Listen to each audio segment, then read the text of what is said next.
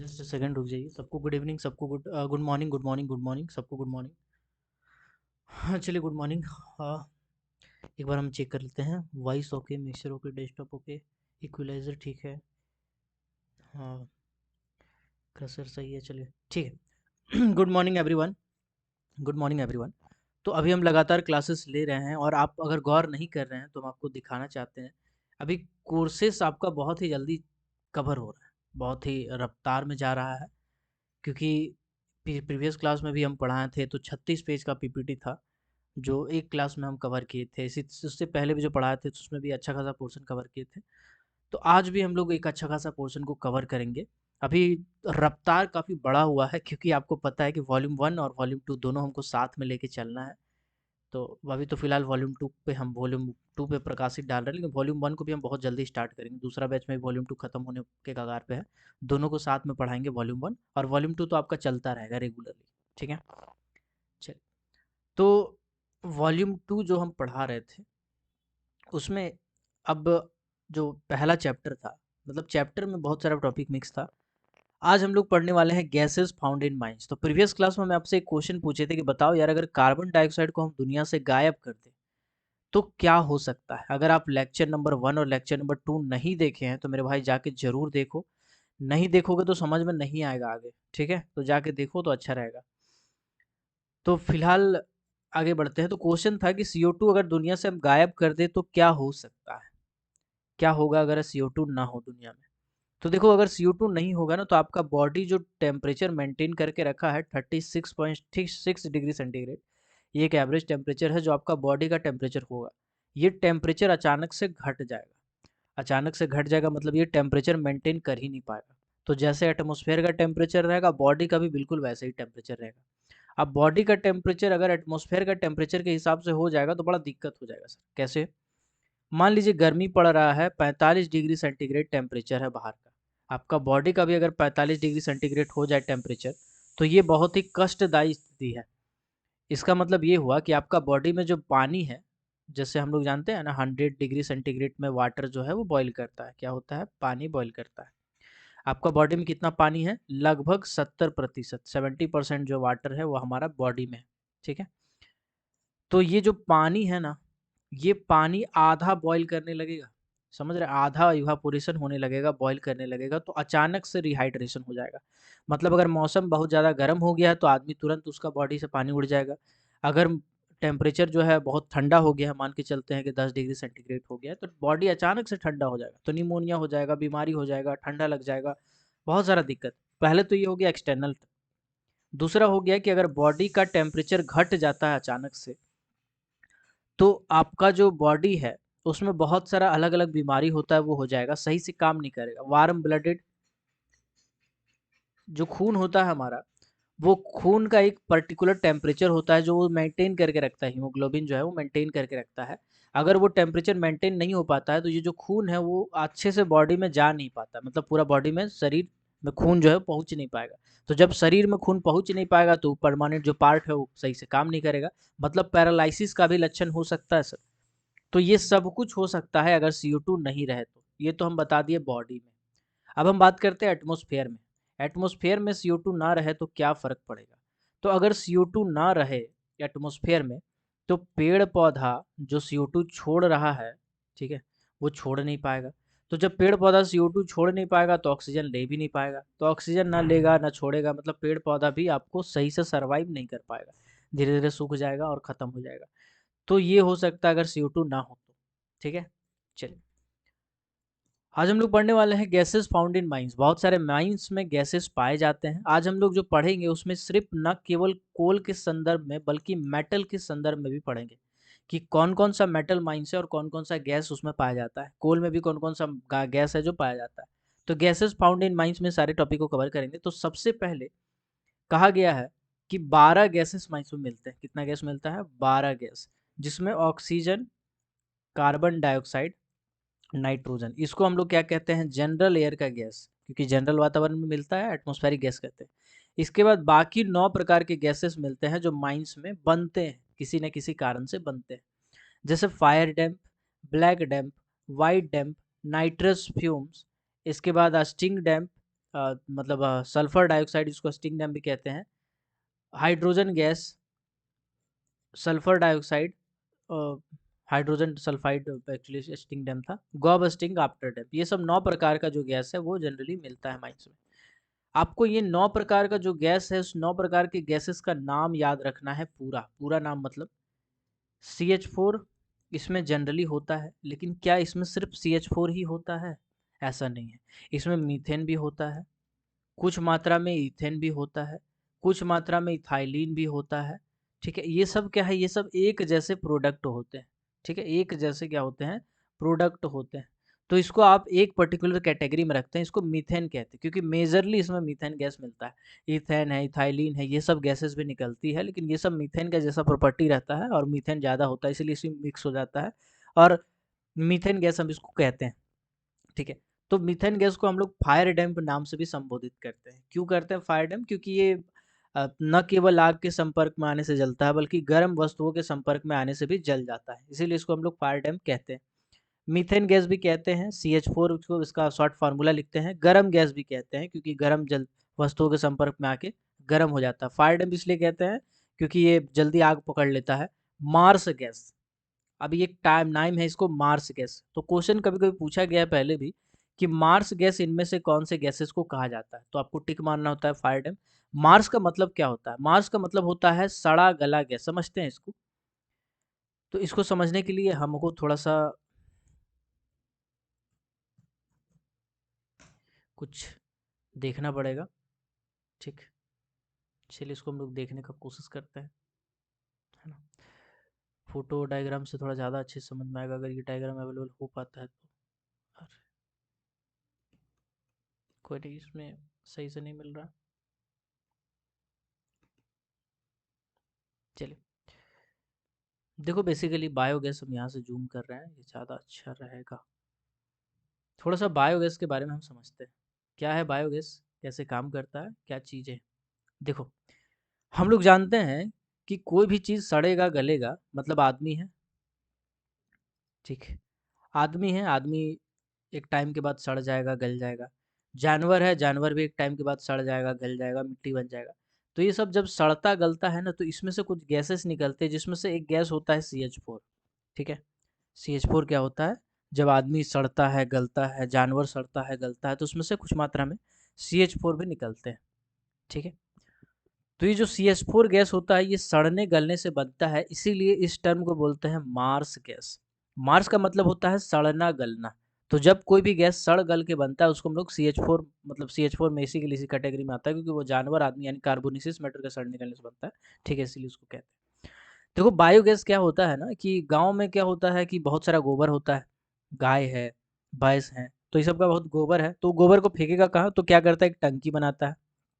ठीक, उस टंकी में गोबर फेंकते जाएगा। अब ये गोबर जब फेंकते जाएगा, गोबर है, घर का जो गीला कचरा होता है, गीला कचरा मतलब खाना वाना जो निकलता है, जैसे कद्दू वद्दू छीला थोड़ा सा बच गया, उसके बाद सब सब्जी बनाया, सब्जी बच गया, तो ये सब चीज़ जो है वो इसी में डाल देता है। ठीक है, इसमें डालने से क्या होता है, ये सड़ता है, सड़ने गलने से इसमें से गैस निकलता है, और गोबर में ज़्यादा कार्बोनिसिस मैटर पूरी तरह से होता है, वो कार्बोनाइज हो चुका है, इसीलिए उसमें से जो गैस निकलता है वो मीथेन गैस निकलता है, CH4। अब अगर हम इस गैस को एक कंटेनर में इंस्टॉल करें, एक सिलेंडर में इंस्टॉल कर ले, और इस सिलेंडर को डायरेक्टली हम एक चूल्हा से जोड़ दें, खाना बनाने वाला चूल्हा से, स्टोव से, तो आराम से आपका काम चलेगा। आप खुद सोचिए एक बार, अभी गैस का रेट कितना है? 1440 रुपया। ठीक है, और नो सब्सिडी तो हट चुका है, तो यही रेट है। अब सोचिए 1440 रुपया अगर गैस का एक महीना में पड़ रहा है, तो साल भर में कितना पड़ जाएगा? ठीक, 10 महीना में कितना पड़ जाएगा, साल भर में कितना पड़ जाएगा? तो करीबन 15,000 16,000 के आसपास आपका गैस का खर्चा होता है सालाना। अगर 16,000 रुपया को हम बचा ले, एक ही बार एगो टंकी लगा दे, एक छोटा सा टंकी बनाते हैं गोल जमीन खोद के, और उसके बाद उसमें से एक सिलेंडर कनेक्ट करते हैं, और उसी सिलेंडर से डायरेक्टली पाइप निकाल के हम अपना घर का चूल्हा में जोड़ देते हैं। घर में गाय गरू है, गाय है, बैल है, हमको ज़रूरत ही नहीं है कुछ, खाली गोबर उठाना है, फेंक देना है। तो गोबर उठा के जब इसमें फेंकेंगे, तो गोबर भी आपका इधर उधर जमा नहीं रहेगा, उसका भी झंझट खत्म। और गोबर भी इसमें फेंकते जाएंगे तो ये सड़ते गलते जाएगा, सड़ते गलते जाएगा, और इसमें से गैस निकलते जाएगा, और इसी गैस को हम चूल्हा में इंस्टॉल कर देंगे, आराम से मेरा घर चलेगा। यही गोबर गैस का पूरा पूरी सिद्धांत है। तो गोबर गैस को भी एक तरह से मार्स गैस भी कहा जाता है, क्योंकि इसमें भी मीथेन का परसेंटेज बहुत ज़्यादा होता है, CH4 होता है। ठीक है, चलिए। बस एक खराबी ये होता है गोबर गैस की कि उसमें पूरा पूरी ब्लू फ्लेम ना निकल के ब्लू प्लस पीला फ्लेम निकलता है। ठीक है, लेकिन ऐसा नहीं है कि उससे खाना नहीं बनता है। चूल्हा में आदमी बनाता है खाना तो पीला पीला फ्लेम निकलता है सर। तो ब्लू और पीला मिला करके मतलब उतना एलपीजी वाला जो गैस का पावर है उतना नहीं रहेगा, लेकिन उतना खराब भी नहीं रहेगा, आराम से खाना बनेगा, ऐसा स्थिति है। ठीक है, चलिए आगे बढ़ते हैं, आते हैं आगे। तो मार्स गैस क्यों कहा जाता है आप समझ गए हैं। ब्लैक डैम, ब्लैक डैम क्या होता है सर। ब्लैक डैम CO2 और एक्सेस नाइट्रोजन का मिश्रण होता है। अब CO2 क्या, एक्सेस नाइट्रोजन का, इसको समझते हैं। ठीक, इसको समझने के लिए एक नया टैब का इस्तेमाल करते हैं।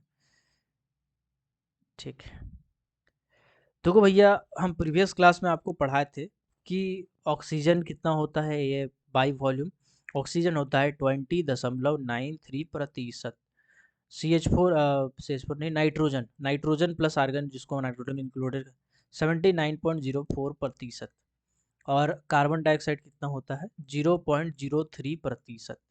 तो इसको हम मोटा तौर पे क्या मानते हैं, ऑक्सीजन जो है वो 21% है, नाइट्रोजन जो है वो 79% है, और कार्बन डाइऑक्साइड है वो 0.03% है।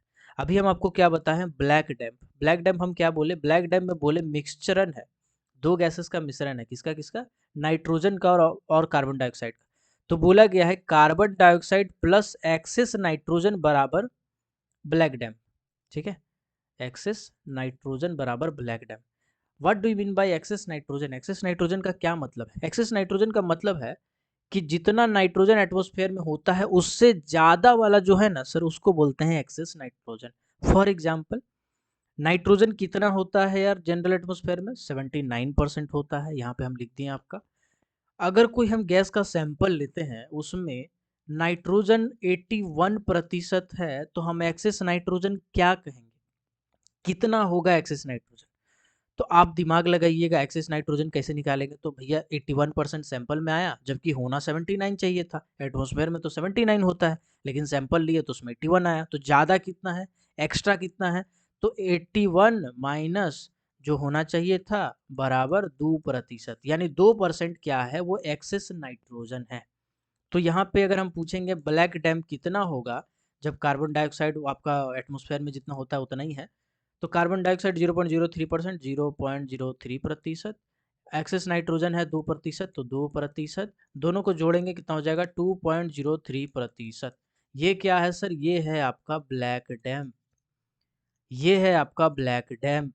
ठीक है, चलिए क्वेश्चन देते हैं, इस क्वेश्चन को आपको सॉल्व करना है। बेसिक सा क्वेश्चन है, आपका कॉन्सेप्ट हम थोड़ा क्लियर करना चाहते हैं। ठीक है, आपको नीचा दिखाना मेरा मोटिव नहीं है, हम चाहते हैं आपका कुछ में जो कुछ बच्चे हैं जिनका कॉन्सेप्ट थोड़ा सा वीक रहता है। चलिए इसको हम क्वेश्चन नंबर 1 डिक्लेयर करते हैं, इसका आंसर बताइएगा।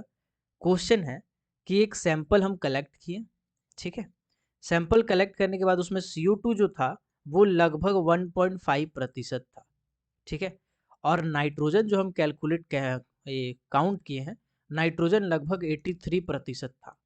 तो आपको बताना है ब्लैक डैम्प का मात्रा कितना होगा, ब्लैक डैम्प का मात्रा कितना होगा। इसका आंसर दीजिएगा फटाक से, वीडियो को स्क्रॉल कीजिए, नीचे जाइए, नीचे कमेंट सेक्शन में इसका आंसर दीजिए कितना होना चाहिए, ब्लैक डैम्प का मात्रा कितना होना चाहिए जब CO2 1.5% है और नाइट्रोजन जो है, इसमें सिर्फ नाइट्रोजन बोले हैं 83%, बताइएगा कितना होगा ब्लैक डैम्प का मात्रा। तो ब्लैक डैम्प का फॉर्मूला होता है CO2 plus excess nitrogen, excess nitrogen.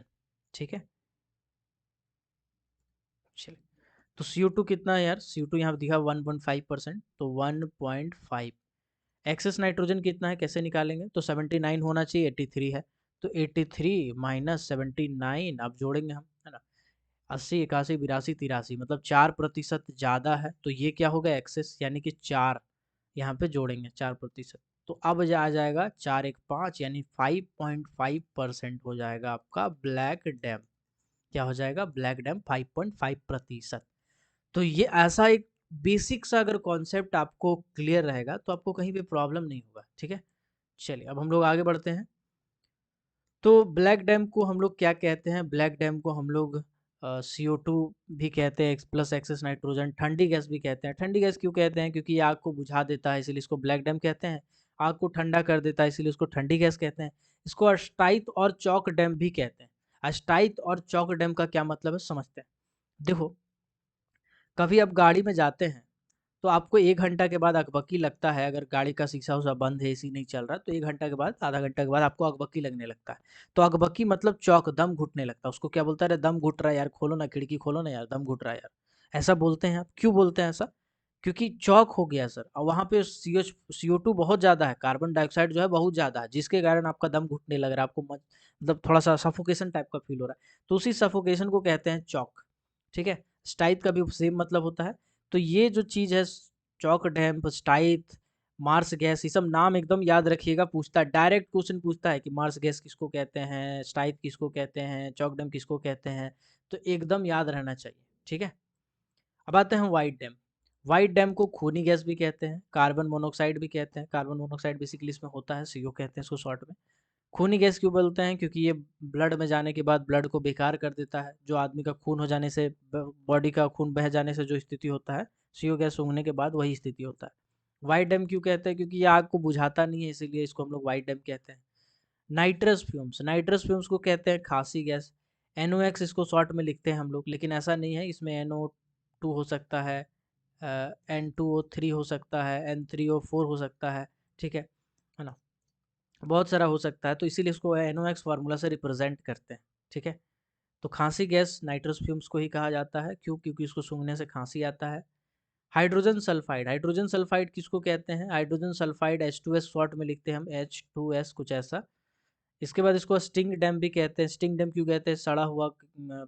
टमाटर सड़ा हुआ टमाटर, प्याज, अंडा, ऐसा इसका स्मेल आता है, तो इसीलिए इसको हम लोग क्या कहते हैं? इसको हम लोग हाइड्रोजन सल्फाइड को सड़ी गैस यानी पोचा गैस कहते हैं। पोचा आपका बंगाली में नाम है, ठीक है ना? पोचा में बंगाली में नाम है। इसी तरह से CO गैस का जो है नाम, इसका थोड़ा बंगाली में अजीब नाम है ना? इसका नाम है रक्त बेड़ाई गैस। तो ये बोला जाता है, लेकिन किताब में आपको शायद नहीं मिलेगा। कहीं अगर बहुत पुराने किताब आप पढ़े होंगे, एक बहुत पहले बुक आता था, तो वो सब अगर आप पढ़े होंगे तो उसमें दिया होगा, ठीक है? राइटर का नाम मेरे को याद नहीं आ रहा है, ठीक है? चलिए, सल्फर डाइऑक्साइड किसको कहते हैं? सल्फर डाइऑक्साइड गंधक गैस को कहते हैं। तो गंधक गैस क्यों? क्योंकि उसका स्मेल जो है वो सल्फरस टाइप का होता है, सल्फर जैसा स्मेल होता है। जो सल्फर कैसा स्मेल होता है सल्फर का, समझिए, कुछ केमिकल को अगर हम जला देंगे तो उसमें से जो दम घोटने वाला स्मेल होता है वो गंधक गैस होता है, ठीक है? उसी तरह का स्मेल होता है गंधक गैस का। हाइड्रोजन गैस को हम लोग सिंपली हाइड्रोजन गैस कहते हैं, सबसे हल्का गैस होता है ये, विस्फोटक नेचर का होता है। गॉबस्टिंग को हम लोग आग का गैस बोलते हैं, क्योंकि जब भी आग लगता है कहीं पे तो आपको यही वाला गैस ज़्यादा जनरली मिलता है। स्पॉन्टेनियस हीटिंग होता है तो गॉबस्टिंग ही जनरली मिलता है, इसीलिए इसको हम लोग आग का गैस बोलते हैं। जहाँ पे आग नज़र आ रहा है वहाँ पे गॉबस्टिंग होगा। जैसे CO gas, CO2 gas, water vapour का ये जनरली मिश्रण होता है। बाकी कुछ और भी गैसेस हो सकते हैं, वो डिपेंड करता है कि कंपोजिशन क्या है जो चीज़ जल रहा है। तो गॉबस्टिंग को हम लोग आग का गैस भी कहते हैं। आफ्टर डैम को विस्फोट जनित गैस कहते हैं। जब कभी विस्फोट हो चुका होता है तो उस कंडीशन में 6 गैसेस का जो मिश्रण है उसको हम लोग कहते हैं आफ्टर डैम। जनरली 6 गैसेस का मिश्रण है। एग्जैक्ट आप नहीं कह सकते हैं कि गॉबस्टिंग में कौन कौन सा गैस होगा और आफ्टर डैम में कौन कौन सा गैस होगा, लेकिन जो मेजोरिटी होता है वो CO, CO2 और वाटर वेपर होता है गॉबस्टिंग में। और आफ्टर डैम में 6 गैसेस होता है। कैसे याद करेंगे 6 गैसेस का नाम? आपको हम याद कराते हैं, समझिएगा। देखो, जनरल एटमॉस्फेयर का गैस याद रहेगा, ऑक्सीजन। इसको हम स्लाइड ले लेते हैं, ठीक। चलिए, अब हम लोग देखते हैं थोड़ा general atmosphere. General atmosphere general atmosphere का गैस कौन कौन सा होता है? Oxygen, carbon dioxide, nitrogen. तो याद रखिएगा, ये 3 गैस तो रहेगा ही रहेगा भाई, ये 3 गैस तो रहेगा ही रहेगा। ब्लास्ट हो जाए, एक्सप्लोजन हो जाए, माइंस में ये 3 गैस रहेगा ही रहेगा। तो ये 3 गैस तो आप लिख लिए। अब आपको बताना है कि फायर डैम कौन से गैस के कारण होता है। तो ऑब्वियस सी बात है यार, CH4 के कारण होता है कार्बन फायर डैम। तो फायर डैम किसके कारण होता है? CH4 के कारण होता है, CH4 के कारण। तो यहाँ पे CH4 कुछ ना कुछ मात्रा में तो बचेगा ना, पूरा पूरी तो जल नहीं जाएगा। आप अगर कुछ भी चीज़ जलाते हैं, लकड़ी जलाते हैं, तो ऐसा तो नहीं कि लकड़ी जला के पूरा पाउडर हो गया, थोड़ा सा लकड़ी तो बच ही जाएगा ना। तो इसी तरह से यहाँ माइंस में थोड़ा सा CH4 कभी ना कभी बच जाता है, ठीक है? तो ऑक्सीजन, कार्बन डाइऑक्साइड, नाइट्रोजन, इसको जनरल एटमॉस्फेयर का गैस कहते हैं। तो ये गैस तो आपका रहेगा ही, ये 3 गैसेस तो आपका रहेगा ही, ठीक है? इसके बाद CH4 रहेगा। अब CH4 जब कभी भी विस्फोट होता है तो पूरा तरह से कोई चीज़ जलता है, नहीं जलता है। पूरा तरह से नहीं जला तभी तो CH4 मिला। तो इनकम्प्लीट कंबसन से कौन सा गैस बनता है? इनकम्प्लीट कंबसन से याद रखिएगा, इनकम्प्लीट कंबसन से CO गैस बनता है। कौन सा गैस बनता है? CO गैस बनता है। तो ये आ जाएगा खूनी गैस। कौन सा गैस आ जाएगा? खूनी गैस। ठीक है, इनकम्प्लीट कंबसन से कौन सा गैस बनता है? CO गैस बनता है। ठीक है, और कुछ मात्रा में इसमें हाइड्रोजन भी पाया जाएगा, कुछ मात्रा में हाइड्रोजन भी पाया जाएगा। तो 6 गैसेस कौन कौन से है, एक बार फिर से रिकीप कीजिए। जनरल एटमॉस्फेरिक का गैस, तो जनरल एटमॉस्फेरिक का गैस कौन है? ऑक्सीजन है, नाइट्रोजन है, कार्बन डाइऑक्साइड। ठीक है, चलो ये 3 हो गया। विस्फोट किसके कारण हुआ था? CH4 के कारण। CH4 विस्फोट हुआ, पूरे तरह से नहीं CH4 जला, तो इनकम्प्लीट कंबसन हुआ। इनकम्प्लीट कंबसन हुआ तो कौन सा गैस मिलेगा? CO गैस मिलेगा, और लास्ट में हाइड्रोजन। ये 6 गैसेस होते हैं मेजरली आपके आफ्टर डैम्प में। ठीक है, 6 गैसेस होते हैं जनरली आपके आफ्टर डैम्प में। तो ये वाला जो है ना लाइनवा, जो ये लाइनवा है, इसको एकदम याद रखिएगा। ठीक है, चलिए। और गॉबस्टिंग में जनरली 3 ही गैस होते हैं, कार्बन मोनोऑक्साइड, कार्बन डाइऑक्साइड और प्लस वाटर वेपर। ठीक है, बाकी कंपोजिशन पे डिपेंड करता है, जिस जगह पे दुर्घटना हुआ है वहाँ पे क्या रखा हुआ है, क्या नहीं रखा हुआ है, उस पर डिपेंड करता है। तो ये 3 गैसेस होते हैं आपका गॉबस्टिंग में। आफ्टर डैम में 6 गैसेस होते हैं। तो आप आई होप समझ गए होंगे पूरा। अब आते हैं आगे, फायर डैम। ठीक है, फायर डैम क्या चीज़ होता है भाई? फायर डैम के बारे में आपको ऑलरेडी हम बता चुके हैं, लेकिन चलिए अब थोड़ा सा इसको और पढ़ाते हैं, आगे बढ़ते हैं। ठीक, एक एक दिन में 30-30 पेज का, 36-36 पेज का PPT जा रहा है बाबू। ठीक है, तो आपको अगर लग रहा है कि नहीं पढ़ाए कहाँ जा रहा है, लेकिन आप थोड़ा सा वीडियो देखिएगा अच्छे से तो आपको समझ में आएगा। Fire damp basically mixture of gases like ethane, ethylene, commonly known as methane. तो जो चीज़ हम बता चुके हैं वही चीज़ इसमें लिखा है। मिक्सचर कुछ गैसेस होते हैं, जैसे इथेन गैस है, इथाइलिन गैस है, मीथेन गैस है। ज़्यादातर मीथेन गैस होता है, इसीलिए इसको हम लोग मीथेन गैस कहते हैं, फायर डैम भी कहते हैं। ये एक इन्फ्लेमेबल गैस है, यानी ज्वलनशील गैस है, तुरंत आग पकड़ लेता है। माचिस मार के फेंकिएगा तो ब्लास्ट हो जाएगा। कंबसन होता है इसका, जलता है। जलता है तो ब्लू फ्लेम के साथ जलता है, जैसे कि आपका LPG सिलेंडर में जो ब्लू पेल फ्लेम होता है ना, बिल्कुल उसी तरह का ये जलता है। ठीक है ना?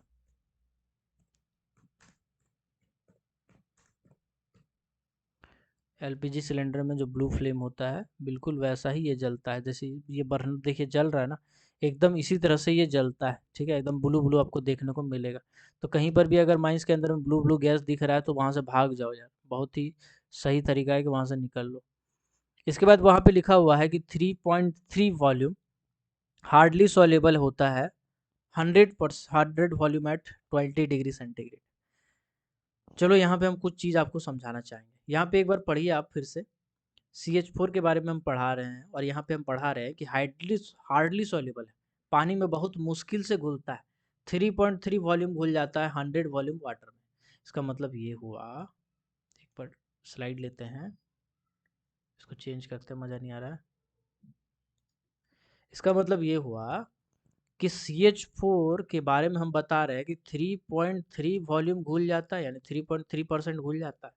और हम जनरली ऑक्सीजन के बारे में जब आपको बताया तो बोले थे 3 भाग घुलता है पानी में।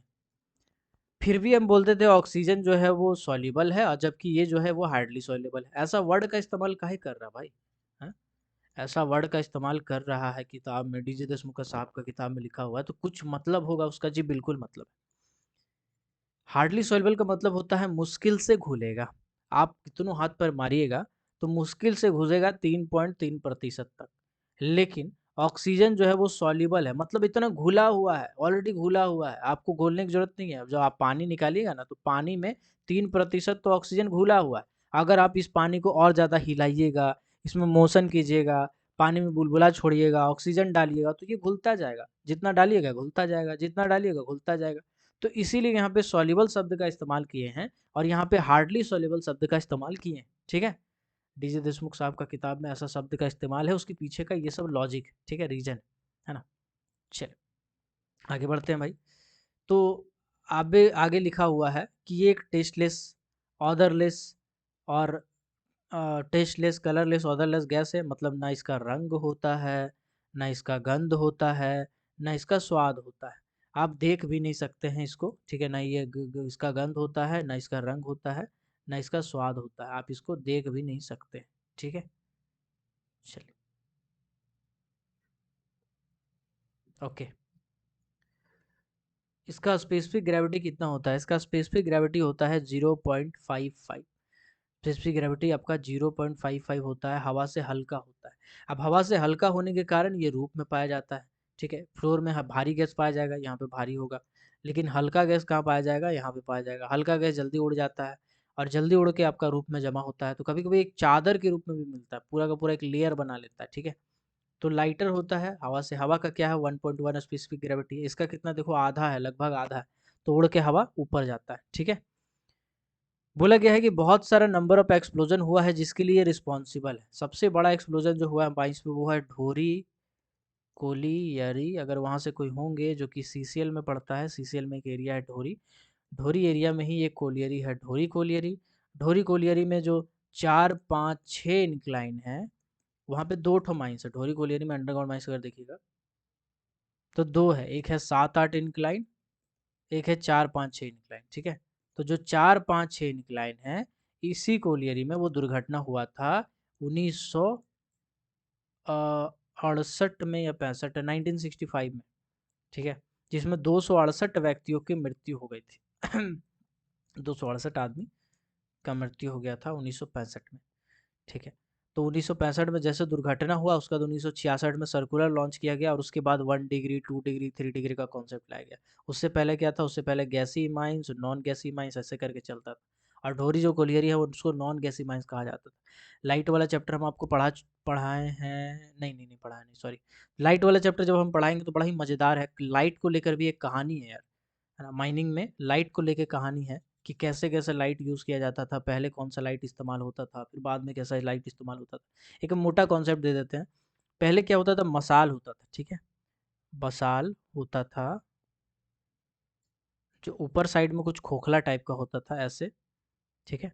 और ऐसे मसाल का इस्तेमाल करते थे, लकड़ी लेते थे और ऊपर का जो पोर्शन है उसको छील के अंदर में गड्ढा कर देते थे। और इस गड्ढा में हम क्या डालते थे? जानवर का चर्बी, जानवर का चर्बी, ठीक है। जानवर का इसमें चर्बी डालते थे और उसको कपड़ा से लपेट देते थे, जूट वाला जो कपड़ा आता है ना। कपास का या जूट का कपड़ा को हम उसमें लपेट देते थे, कॉटन को। लपेटने के बाद इसको हम लोग जलाते थे। तो इसको जलाते थे ना तो काफ़ी लंबा टाइम तक जलता था, तो इससे लाइट भी बहुत ज़्यादा होता था। महकता बड़ा गंदा था, लेकिन जलता बहुत ज़्यादा था, लाइट बड़ा अच्छा देता था। फिर इसको बैन कर दिया गया क्योंकि इसका जो स्मेल है, बहुत एलर्जी उससे होता था और धुआं बहुत गंदा निकलता था, ठीक है, जानवर का चर्बी जलने के कारण। तो इसको फिर बाद में बंद कर दिया गया। इसके बाद फिर आपका खुला लैंप का इस्तेमाल किया जाने लगा, जिसमें एसिटाइलिन लैंप आपका प्रमुख था, एसिटाइलिन लैंप। पहले तो लालटेन का यूज़ किया जाता था, फिर खुला मसाल का पहले यूज़ करते थे, फिर लालटेन का आया, फिर एसिटाइलिन लैंप का कॉन्सेप्ट आया, फिर सेफ्टी टॉर्च का आया, ठीक है। फिर आपका कैप लैंप का आया, है ना, इलेक्ट्रिक कैप लैंप का, है ना। इसके बाद अभी एलईडी लैंप चल रहा है। आने वाला टाइम में इसको भी रिप्लेस कर दिया जाएगा, एलईडी वाला सब जगह लगा दिया जाएगा। चलो, तो ये पूरा कॉन्सेप्ट था। तो उस टाइम में हम लोग ये मसाल वाला स्टेज पे और लैंप वाला स्टेज पे थे, एसिटाइलिन लैंप वाला स्टेज पे थे। एसिटाइलिन लैंप का उपयोग किया जाता था, जिसको हम लोग खुला बत्ती कहते थे। तो इसी खुला बत्ती से विस्फोट हुआ था और 268 व्यक्ति का मृत्यु हो गया था 1965 में। 4, 5, 6 इंक्लाइन था ढोरी का। अगर कोई होंगे उधर के तो बताइएगा, कमेंट कीजिएगा, बताइएगा कि आप जानते हैं नहीं जानते हैं, ठीक है। चलिए, नंबर ऑफ गैस एक्सप्लोजन के लिए रिस्पॉन्सिबल है। 5% से 15% तक अगर ये रहे तो एक्सप्लोसिव होता है, बट एग्जैक्ट अगर बात करें तो 5.4% टू 14.8% अगर रहता है तो इसको हम एक्सप्लोसिव रेंज कहते हैं। इसको क्या कहते हैं? इसको कहते हैं एक्सप्लोसिव रेंज। यानी कि एक एक्सप्लोसिव रेंज आपका 5.4 टू 14.8% होता है। 9.6% अगर रहेगा तो मोस्ट वायलेंट होगा, सबसे भयंकर एक्सप्लोजन होगा, ठीक है। तो ये कुछ पॉइंट है जो आप कभी ना कभी पढ़े ही होंगे, बस इसको याद रखिएगा, है ना। ये जहरीला गैस नहीं है, this is not poisonous gas, but अगर ज़्यादा हो जाता है इसका, अगर मात्रा ज़्यादा हो जाता है तो ये इंसान को एक सफोकेशन क्रिएट करता है। क्योंकि कोई भी गैस ज़्यादा होगा, फॉर एग्जांपल अगर CH4 ज़्यादा होगा तो ऑक्सीजन ऑटोमेटिकली कम होगा, जिससे इंसान को एक सफोकेशन होगा, ठीक है। हम एक एग्जांपल देना चाहते हैं। जब लूप लेयरिंग की तरफ जांच करते हैं आप, रूफ का लेयर में जांच करते हैं, तो कभी कभी ऐसा केस भी हुआ है कि रूफ लेयर में ऑक्सीजन का मात्रा क्या है, बिल्कुल 0% हो गया है, कितना हो गया है, 0% हो गया। और इसको होने से 1 मिनट में आदमी का मृत्यु हो गया है, 1 मिनट में। तो आपका दिमाग में सवाल आ रहा होगा कि अगर हम सांस रोक लेंगे तो कितना समय तक जीवित रह सकते हैं। तो देखो यार, आपका दिमाग में आ रहा होगा कि यार 1 मिनट में आदमी कैसे मर सकता है, ऑक्सीजन अगर 1 मिनट में नहीं लेगा तो आदमी थोड़ी मर जाएगा, ऐसे थोड़ी होता है। 0% ऑक्सीजन थोड़ा तुरंत टपक जाएगा, और ऑक्सीजन तो उसका बॉडी में है ना, थोड़ा देर सांस रोक के तो रह सकता है, सांस रोक के तो आदमी 5 मिनट रह सकता है, तो इसको भी रहना चाहिए। ऐसा नहीं होता बाबू, ऐसा इसलिए नहीं होता है क्योंकि वहाँ पे वो सांस तो ले रहा है ना, भले ऑक्सीजन नहीं जा रहा है, CH4 तो जा रहा है ना। अगर CH4 बॉडी में जा रहा है तो बॉडी का ऑक्सीजन भी तो लो होता है ना, आपका बॉडी में भी एक ऑक्सीजन लेवल होता है, ऑक्सीजन लेवल घट जाता है अगर CH4 गैस आदमी सांस ले, CH4 पूरा बॉडी में घुस जाए तो ऑक्सीजन को जीरो कर देगा, शरीर का ऑक्सीजन जीरो हो जाएगा। जैसे शरीर का ऑक्सीजन जीरो होगा आदमी का फिर काम ही नहीं है, फिर वो शरीर हो जाएगा, फिर त्याग देगा, प्राण पखेरु उड़ जाएगा। तो इसीलिए जो गैस लेयर होते हैं उसमें बहुत सारा ऐसा दुर्घटना हुआ है कि गैस लेयर में आदमी फ्लेम सेफ्टिलम से जांच करने के लिए चढ़ा, ऊपर में मुंडी घुसा दिया, है ना, और गैस का लेयर में ही तुरंत दम तोड़ दिया, 1 मिनट के अंदर में अचानक से गिरा, खत्म। उसके बाद में उसका जांच कर पता चल रहा है पल्स रेट नहीं चल रहा है, दिल का धड़कन खत्म हो गया, तो आदमी खत्म हो गया। ठीक है, चलिए आगे बढ़ते हैं। क्रिटिकल टेम्परेचर कितना होता है? क्रिटिकल टेम्परेचर -83 डिग्री सेंटीग्रेड होता है। क्रिटिकल टेम्परेचर का मतलब क्या है? ऐसा टेम्परेचर जिसमें कोई भी गैस लिक्विड में चेंज हो जाए उसको हम लोग क्रिटिकल टेम्परेचर कहते हैं या लिक्विफिकेशन टेम्परेचर कहते हैं। -83 डिग्री सेंटीग्रेड एक क्रिटिकल टेम्परेचर कहलाता है, यानी कि CH4 को अगर -83 डिग्री सेंटीग्रेड पर रखें तो वो लिक्विड में चेंज हो जाएगा। ये अगर हवा से घुल जाता है तो आसानी से अलग नहीं होता है। आप इसको माइंड से वेंटिलेशन करके निकाल सकते हैं लेकिन अलग नहीं होता। मतलब ऐसा हुआ कि एयर है, इसमें अगर हम CH4 मिला दें तो हम चाहेंगे कि एयर को अलग कर दे, CH4 को अलग कर दे, तो ये प्रोसेस पॉसिबल नहीं है यार। इसके लिए आपको केमिकल मेथड का इस्तेमाल करना पड़ेगा। ठीक है, ये लाइटर होता है हवा से, इसीलिए जनरली रूप के साइड में पाया जाता है। तो ये हम ऑलरेडी आपको बता चुके हैं कि रूप के नज़दीक ये जल्दी मिलता है। ठीक है, चलिए। In presence of temperature it does not ignite quickly, it takes some time and this is known as lag on ignition। तो भैया lag on ignition हम पहले ही आपको बता चुके हैं, इसमें हमको टाइम बर्बाद करने का एकदम ज़रूरत नहीं है। lag on ignition हम आपको समझा चुके हैं। क्या lag on ignition समझाए थे कि जब आप टेम्परेचर दे रहे हैं तब से लेकर के जब ब्लास्ट कर रहा है बीच में जो टाइमिंग है उसको हम लोग lag on ignition कहते हैं। मार्स गैस क्या है, मार्स गैस क्यों कहा जाता है, ये हम बता चुके हैं। जब डिकम्पोजिशन होता है कार्बोनिसियस मैटर का तो गैस निकलता है, उसी गैस को मार्स गैस कहते हैं, इसीलिए इसको CH4 को मार्स गैस भी कहा जाता है। ठीक है, मीथेन कैसे बनता है? तो जैसे जैसे पेड़ पौधा बना है वैसे वैसे ये भी बना है। पेड़ पौधा सड़ रहा है, गल रहा है, CH4 है, आधा CH4 उड़ गया, लेकिन कुछ कुछ जो है वो छोटा छोटा कोयला के बीच में छेदा छेदा में पैक होके रह गया।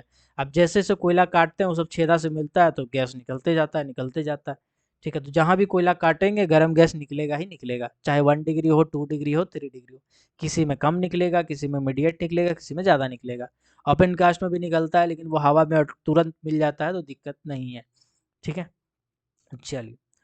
तो यही चीज़ इसमें लिखा हुआ है, आई होप आप समझ जाएंगे इसको। ठीक है, चलिए एक बार, 1 मिनट, 1 सेकेंड।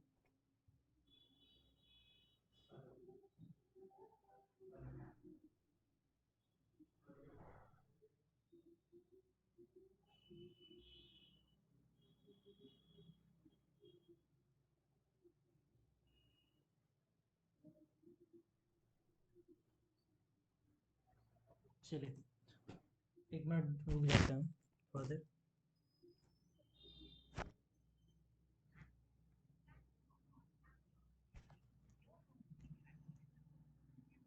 थोड़ा सा रुक जाइए, अमेजन वाला को ये कर लेते हैं। ठीक है, हेलो, जस्ट अ सेकेंड, थोड़ा सा।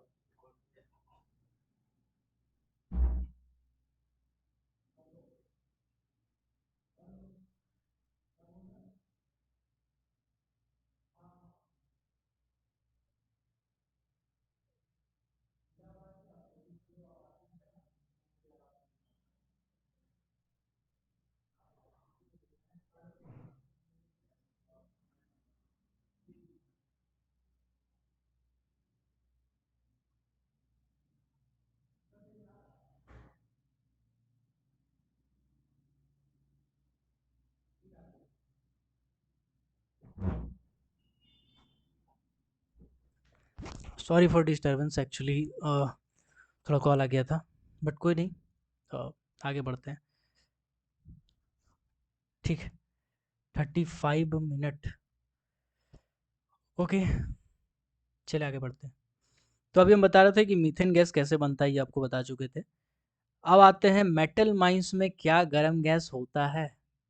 जी बिल्कुल होता है यार, मेटल माइंस में भी गर्म गैस होता है। ऐसा नहीं है कि मेटल माइंस में नहीं होता है। कई बार क्वेश्चन पूछा गया है लड़का लोग को जीटी में, तो लड़का लोग बता नहीं पाया तो फिर उसको छटना पड़ा है। मेटल माइंस में भी गर्म गैस होता है।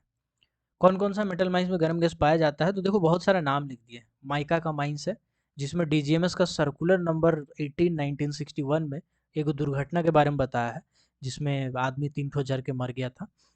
तो माइका का माइंस में भी मिलता है, पोटास का माइंस में भी मिलता है, रॉक साल्ट में भी मिलता है, क्ले माइंस में भी मिलता है।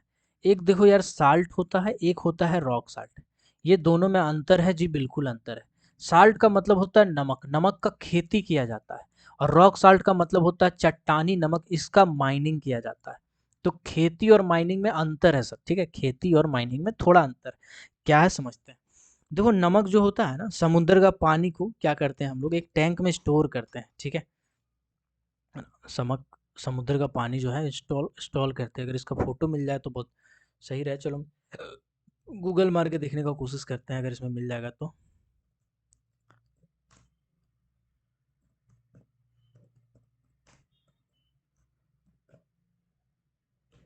चलिए देख लेते हैं एक बार। देखो नमक का ना ऐसा खेती किया जाता है, ठीक है। यहाँ पे जो आपको फोटो दिख रहा होगा, ऐसे हम लोग आर बनाते हैं, समुद्र का पानी लाते हैं, इसमें फेंक देते हैं, उसके बाद उसको हम लोग बीच बीच में थोड़ा सा कुछ कुछ प्रोसेस होता है वो करते रहते हैं। नमक सूखता है, सूखने के बाद उसको उठा के हम लोग फिल्टर पे प्रोसेस में ले जाते हैं। तो ये नमक का माइनिंग नहीं है, ये नमक का खेती है, ठीक है। जो हम लोग खाते हैं टाटा नमक, ये नमक वो नमक, देश का नमक, अंकुर नमक, दाने दाने में एक स्वाद, तो वो सब क्या है, वो सब साल्ट वाला फार्मिंग वाला है, ठीक।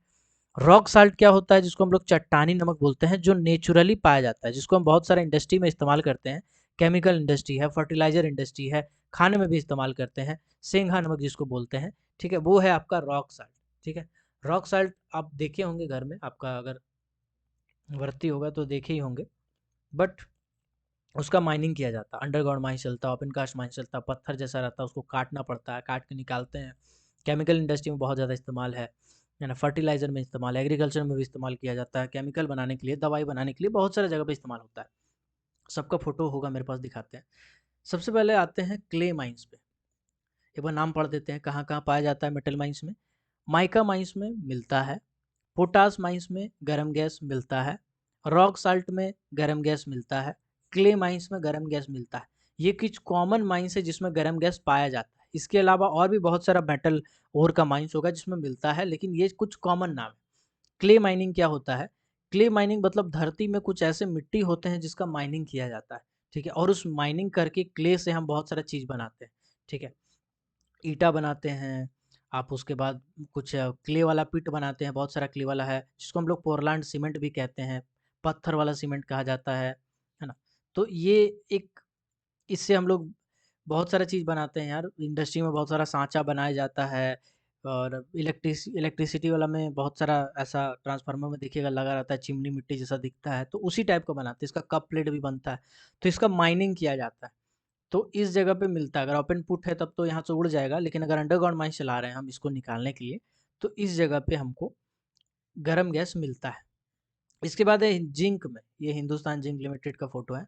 जिंक वाला माइंस में भी मिलता है, जिंक वाला माइंस में भी गर्म गैस मिलता है। अगर अंडरग्राउंड है तो मिलेगा, ज़्यादातर अंडरग्राउंड ही माइंस मिलता है जिंक का, ठीक है, क्योंकि धरती के थोड़ा नीचे पाया जाता है, तो उसको निकालने के लिए हमको अंडरग्राउंड माइन चलाना पड़ता है, ठीक है। अलग अलग मेथड हो उसमें भी बहुत सारा।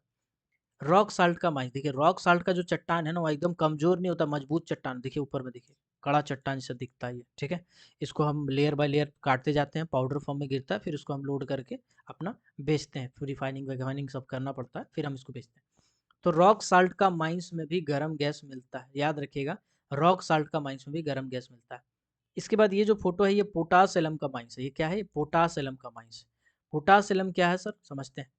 देखो जो फिटकरी होता है ना, फिटकरी, ठीक है, जिसको हम एलम कहते हैं, फिटकरी जिसको आप दाढ़ी बनाने के बाद लगाते हैं, कुआं में डालते हैं, फिल्ट्रेशन प्रोसेस में इस्तेमाल किया जाता है, बॉयलर प्लांट इसका इस्तेमाल करती है, जितना भी वाटर ट्रीटमेंट प्लांट है, वाटर ट्रीटमेंट प्लांट इसका इस्तेमाल करती है फिटकरी का।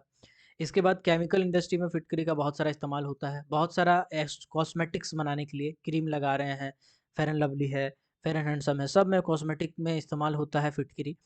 इसी तरह से जो फर्टिलाइज़र इंडस्ट्री में उसमें यूज़ किया जाता है, दवाई बना रहे हैं तो यूज़ किया जाता है। तो इसका भी बहुत सारा मल्टीपर्पज़ सेक्शनल यूज़ है। पोटाश माइंस, ये है पोटाश माइंस, तो यहाँ पर भी गरम गैस मिलता है। तो ये सब कुछ कॉमन मेटल माइंस है जिसमें गरम गैस यानी कि फायर डैम्प पाया जाता है। तो नमवा एकदम चाट लीजिएगा, माथा में रहना चाहिए, ठीक है, काम आ जाएगा। Mica mines, potash mines, rock salt mines, clay mines, potash mines, ये सब माइंस है जिसमें मिलता है गरम गैस, ठीक है।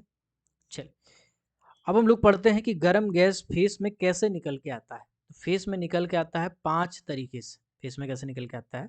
5 तरीके से। कभी भी ये टाइमिंग नहीं देखिएगा कि टाइमिंग आज कितना पढ़ा है, कितना नहीं पढ़ा है। टॉपिक मेरा टारगेट रहता है, मेरा टाइमिंग टारगेट नहीं रहता है, ठीक है? मेरा टॉपिक टारगेट रहता है। प्रीवियस क्लास का आप अगर देखे होंगे तो पीपीटी बहुत ज़्यादा स्क्रॉल होता है क्योंकि हम पहले समझा देते हैं आपको, फिर उस चीज़ को रीडिंग डाल देते हैं और पीपीटी आपको दे देते हैं, ठीक है? तो समझाने के बाद फिर टाइम नहीं लगता है ज़्यादा, है ना? चलिए, 5 तरीके से निकल के फेस में गरम गैस आता है। कैसे? सबसे पहला है धीमा रिसाव। क्या है? धीमा रिसाव। इसको कहते हैं ग्रेजुअल एक्सोडेशन। इसका हिंदी मतलब होता है धीमा रिसाव। तो जैसे आप कोयला काटते हैं, थोड़ा-थोड़ा गरम गैस मिलता है और थोड़ा-थोड़ा गरम गैस मिलते जाता है, हल्का-हल्का निकलते जाता है। कोयला काटते जाएँगे, हल्का-हल्का गरम गैस निकलते जाएगा, कोयला काटते जाएँगे, हल्का गरम गैस निकलते जाएगा। ये जनरली है जो हर माइंस में मिलता ही मिलता है। कोयला का माइंस है, अंडरग्राउंड है, ओपन कास्ट है, मिलेगा ही मिलेगा। ओपन कास्ट में पता नहीं चलता, अंडरग्राउंड में पता चलता है, ठीक? चलिए, ये है दूसरा boiler. Blower, sorry blower. Blower क्या होता है, कभी-कभी ना गरम गैस, जैसे मान लीजिए कोयला है, कोयला का लेयर में कहीं पे गड्ढा है और ऊपर से ऐसे पैक है। तो जब पैक है तो इसके अंदर में जहाँ पे गड्ढा है वहाँ पे गरम गैस भरा हुआ है। अब ये गरम गैस कहीं क्रैक मिल गया ना हल्का सा, तो उसमें से फाड़ के थोड़ा सा निकलेगा और हल्का हल्का निकलेगा। जैसे साइकिल का हवा लीक होता है ना तो आवाज करता है, उसी तरह से इसमें हाथ रखिएगा तो आपको ऐसे हाथ में लगेगा जैसे कोई फूक मार रहा है। जैसे हाथ में फूक मारिएगा तलाई पे तो जैसा होता है बिल्कुल वैसा ही ब्लोअर होता है। ये ब्लोअर कम भी हो सकता है, ज़्यादा भी हो सकता है, ठीक है।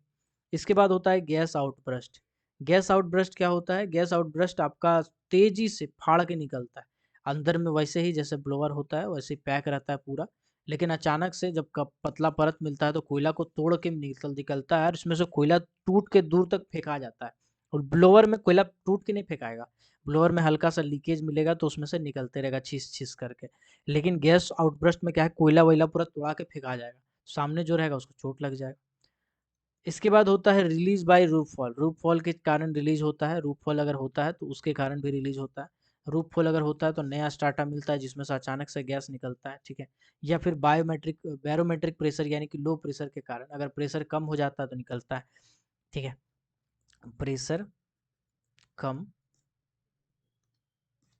प्रेशर ज़्यादा। प्रेशर कम रहेगा तो जो गैस है वो कहाँ से कहाँ आएगा? ओल्ड वर्किंग से। ओल्ड वर्किंग से किधर जाएगा? फेस की तरफ जाएगा, वर्किंग प्लेसेस की तरफ जाएगा। तो ये खतरनाक है। अब प्रेशर ज़्यादा होगा तो फेस में गैस उस नहीं भरेगा, बल्कि फेस से जो गैसेस है वो आपका ओल्ड वर्किंग की तरफ जाएगा, ठीक है। तो कभी भी जब प्रेशर कम हो जाता है, बैरोमेट्रिक प्रेशर कम हो जाता है, तो उस कंडीशन में जो गैस है वो आपका ओल्ड वर्किंग की तरफ, ओल्ड वर्किंग से होते हुए फेस की तरफ आने लगता है, ठीक है। तो ड्यू टू लो प्रेशर। तो 5 तरीके से निकल के आता है, एक बार फिर से रिवीजन। पहला है ग्रेजुअल एक्सुडेशन यानी कि धीमा रिसाव के चलते, ठीक है। दूसरा है ब्लोअर के चलते, मतलब गैस जो है हल्का हल्का फूक मारता है वैसे निकलता है। आउटब्रश में दीवार वाल तोड़ के बाहर आ जाता है। रिलीज बाय रूफ फॉल में रूफ जैसे गिरता है वैसे निकलता है। और लो प्रेशर में एटमॉस्फेरिक दबाव कम होने से निकलता है, ठीक है। फैक्टर्स अफेक्टिंग गैस इमिशन, ठीक। चलिए आज इतना ही रखते हैं यार। CH4 का एक पार्ट और लगेगा, 1 या 2 क्लास में। CH4 में बड़ा टॉपिक सब है, इसको भी कवर कर देंगे। इसका हम पीपीटी भेज देते हैं। 3 पीपीटी आपका हो चुका है जनरल एटमॉस्फेयर का, है ना, सेक्शन 1, सेक्शन 2 और उसके बाद ये वाला जो है मीथेन जनरल गैसेस के बारे में। तो तीनों पीपीटी हम अभी सेंड कर देते हैं, आप आराम से पढ़ते रहिएगा, ठीक है। चलिए आगे बढ़ते हैं, चलिए मिलते हैं, चलिए मिलते हैं अगली क्लास में। आज ग्रुप को हम शॉर्टलिस्ट करते हैं और कल से सिर्फ सेलेक्टेड कैंडिडेट ही रहेंगे इसमें, क्योंकि हम बहुत पहले से बोल रहे थे, हम आपको मौका दे रहे थे। कुछ बच्चे थे जो जिनका जेन्युइन प्रॉब्लम था वो बताए थे, और हम एक बच्चा के साथ भी भेदभाव नहीं कर सकते हैं। अगर हम किसी एक के लिए रुकेंगे तो सबके लिए रुकेंगे। खैर अब वो टाइम ओवर हो चुका है, तो अब हम शॉर्टलिस्ट कर देते हैं आज, और कल से आपका सिर्फ सेलेक्टेड कैंडिडेट ही रहेंगे। तो कल से हम फोकस कर पाएंगे। हो सकता है लाइव क्लास अब ज़्यादा ले और टेस्ट वगैरह ले। ठीक है, तो टेस्ट वगैरह भी अब लेने वाले हैं। टेस्ट भी काफ़ी टाइम से नहीं ले रहे थे। ठीक है, चलिए, तो मिलते हैं अगली क्लास में। तब तक सबको keep watching, keep supporting. Till then, जय हिंद।